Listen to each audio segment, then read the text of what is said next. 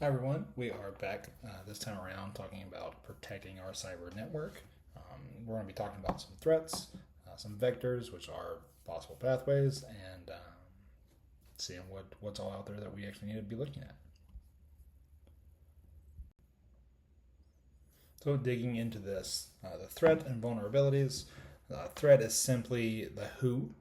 This is the what, this is the group, this is the individual, this is who is trying to access the information, the data that we have, our servers, our cyber network, to see what they can find, right? The threat source is going to be the method and the why. The difference between threat and threat source: threat is going to be who, source is going to be how. The vulnerabilities are going to be our weak points in our system, if it's procedurally, if it's internal, if it's what we can do, what we can't do, they're going to find that, and that's why they do what they do. And to recap a little more from last time, we talked about what the greatest risks to us were, uh, and the research compiled last time. We'll dive into some more of this time as well. It's going to be APTs, and insider threats that are going to be kind of the two main discussions that we're going to be having here. Numerous motivations might drive an individual to turning against us, but at the end of the day, if we have processes in place, we may be able to prevent insider threats for sure. With APTs, they're hard to detect. They're constantly attacking. It's a relentless program, relentless software that they use, and they're very systematic. So once they're hard to find and once they are into our system, they're going to be even harder to get out. And then there's always going to be a backdoor if they're doing it the way that they probably need to have access and keep access. I also believe last time we spoke about the resources of some bad actors. I did keep Black Basta in here.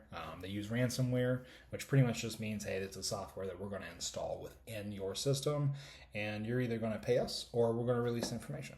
Whether that be some proprietary data that we have in our data logs, our system, our treatments, our care, etc., our patient files. We don't want that getting out, right? So that is something that we definitely need to be able to protect against. Double Dragon, which is just an APT group, advanced persistent threats. They are heavy in some global espionage, and they are backed by the state of China. So unfortunately, this is going to be something that we have to be on the lookout for pretty much all around. And then, of course, insider threats, they vary per organization, but at the end of the day, it's going to be from within. So it's going to be our organization attacking our organization, and that's something that we need to prevent as well. So for what we do and the material and the data that we have, from least to most aggressive, I would probably say that potential attacks and least to most aggressive, insider threats are going to be the one that we least likely have to worry about.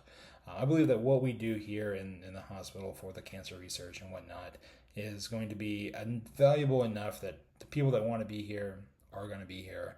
And through our HR, through our hiring processes, those are going to be our front lines of defense.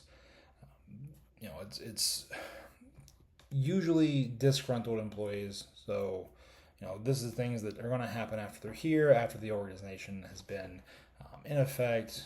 They've worked here and now they're not happy because of A, B, and C. But unfortunately, this is simply unauthorized disclosure of information. This is a leak. This is somebody emailing the wrong file. This is somebody giving information out. These are not always on purpose either, is the downfall of potential insider threats. The second one that I mentioned was Double Dragon, which is just an APT, state-sponsored espionage and unauthorized access to protected computers through backdoors. Essentially, they have been on the FBI's most wanted list for a while now. They have charges brought against them. They know who they are. It's just hard to find these people. In 2020, 2022, they've been active since at least 2012. They can take down our telecommunications, and they're smart. They've done this stuff for a long time now. It's literally a group of consisting of 5 people. So in the end, that's how dangerous this group can be. It is 5 people. More than likely, there's more than that listening to this. Um, so if you can imagine if there was 10, 15, 20, if they were to grow in size and be taken off this FBI watch list, they would only become a bigger factor and a bigger threat. The most serious of groups, I believe, is going to be Black Basta. They're currently inactive, but they do use script kiddies, which is just a recruiting technique that they bring in another source once they're in, and even if they get kicked out, even if they get found, even if they are taken out of our cyber space, those scripts still keep them in there. And that is more than likely what they are doing according to all of the research and all of the sources that I've been able to compile for us. They've impacted over 500 companies worldwide. So this is not a light source. This is a threat that can get in, get the information that they need, and essentially become rich off doing so. Um, in the end, in 2023, they have collected over $107 million in U.S. Bitcoin. So they have the resources, they have the money, they have the power, they have the software, the technology to do so, and this is going to be one of the largest things that we have to be on the lookout for. This slide, of course, is just references. This is some of the material that I've compiled for us. If it's something that you want to dig into, happy to send that over to you. Just let me know.